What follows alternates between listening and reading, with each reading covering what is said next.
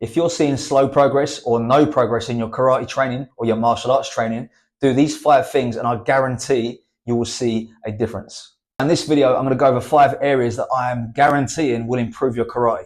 It sounds like a clickbaity title, but when you see what I'm going to talk about, I'm sure you will agree. So let's get straight in with the first one. Listen to your sensei.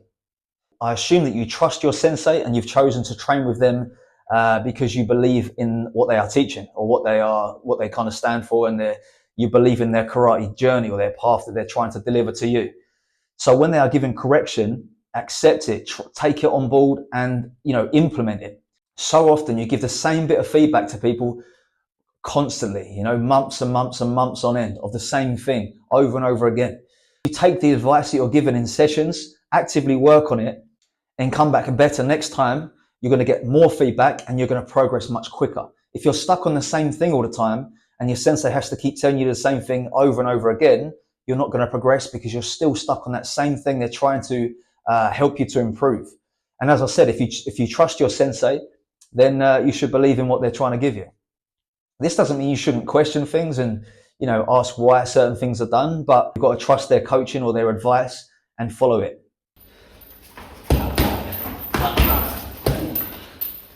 So the second point, and this kind of ties into the last one a little bit, is to practice with intention. Every time you are training, keep the things in mind, like the feedback or certain things. You're not simply making shapes and just sticking your arm out and making shapes all the time. You are actively thinking about how you can improve each movement as you're doing so.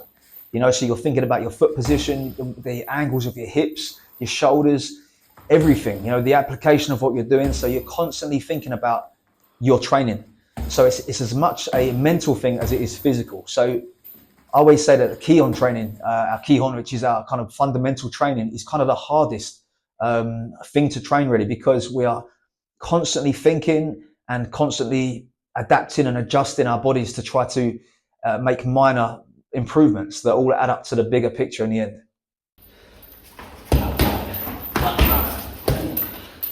My third point, and I guarantee you will get better as a result of this, is to add strength training to your program, your karate training or your martial arts training. A stronger body can perform better in every area.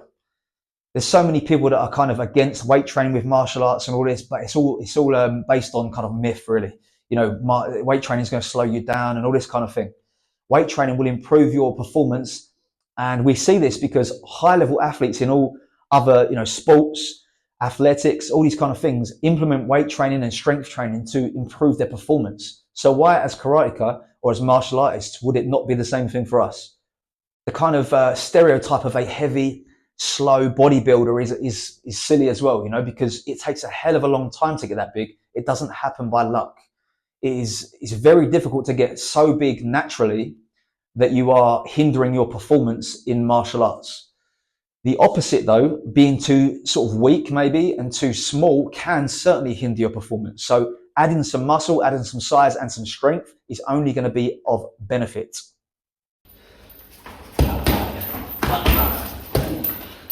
Number 4, stretch more often.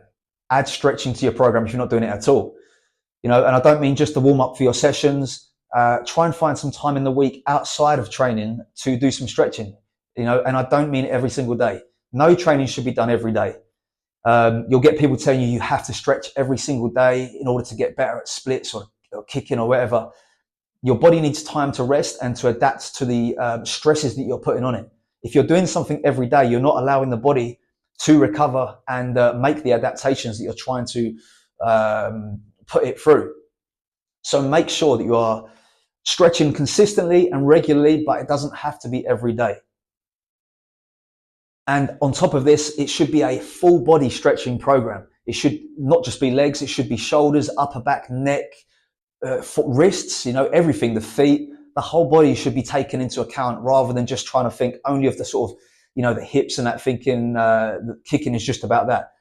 We also have to think about our entire body. So the lower back, the thoracic area, and the shoulders, all of the body contributes to the technique. If we're kicking, the entire body is used, not just the legs. So we must have a mobile and flexible entire body in order to kick and perform best.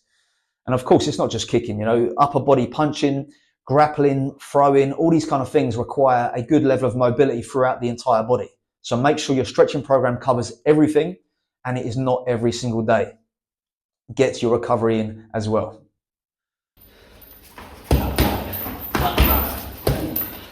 The fifth and final point that I will guarantee will improve your karate or your martial arts is to do your research. When I was younger, I used to read a lot of books about karate, both technique and sort of history and all this kind of thing. And I don't mean you have to be a historian in martial arts to be good at it. Of course not. If you find that interesting, then so be it.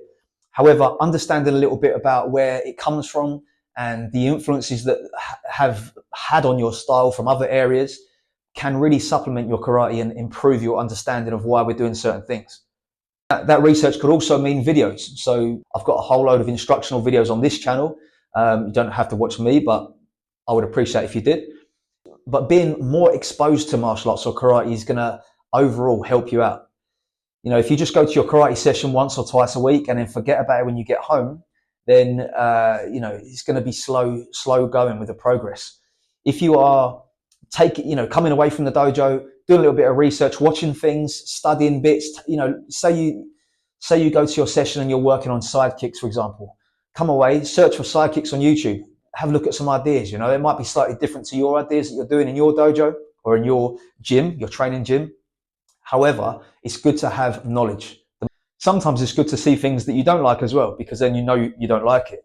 I watch a lot of videos and I disagree with maybe the points they're saying, but it doesn't mean they're wrong. It just means it's not for me. That is also a value, I believe. So do your research. Find information on the things you are doing. Try to understand your style and your martial art even further. So a fairly short and concise video there today. If you enjoyed it, please subscribe to the channel. Let me know any of your points you would add to this, because there are many, many more ideas out there that could help other people as well. So let's try to get in the comments, let people know some of your ideas that have helped you to improve your martial arts, and we can get a discussion going down there. So implement some of these tips and I guarantee your karate will improve.